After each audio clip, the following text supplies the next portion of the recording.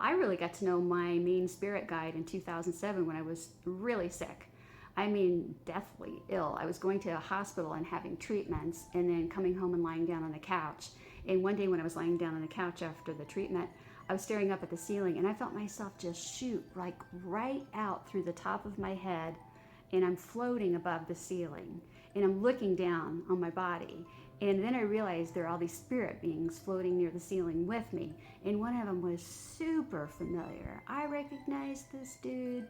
I knew him. He wasn't a relative or anything like that, but I remembered him from my childhood. So I said, "Who are you?" And he said, "Your guide." And I said, "Well, you were with me when I was a kid." And he just smiled and nodded his head. And then I said, "Listen, I've been having a really rough time here. Where have you been?" And he just said, "I never left you." Everybody has a spiritual team that's working with them. Some of your guides will come and go for a season or a reason, depending on what's going on in your life. And then you're going to have one guide that's with you from birth to death. And that guide is familiar with all the lives that you've had in your master plan or your master blueprint for the life that you're having right now.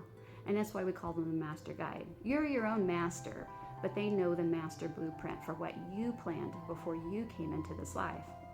Now, I have a really good relationship with my guide now, to where I feel him as sort of like an extension of my soul, my higher self. It's to the point where every once in a while, like I'm in the kitchen and he'll say something to me, we'll have a discussion. My husband's sitting in the living room going, "Honey, you talking to your guide?" I'm like, "Yes." It's like, "Okay."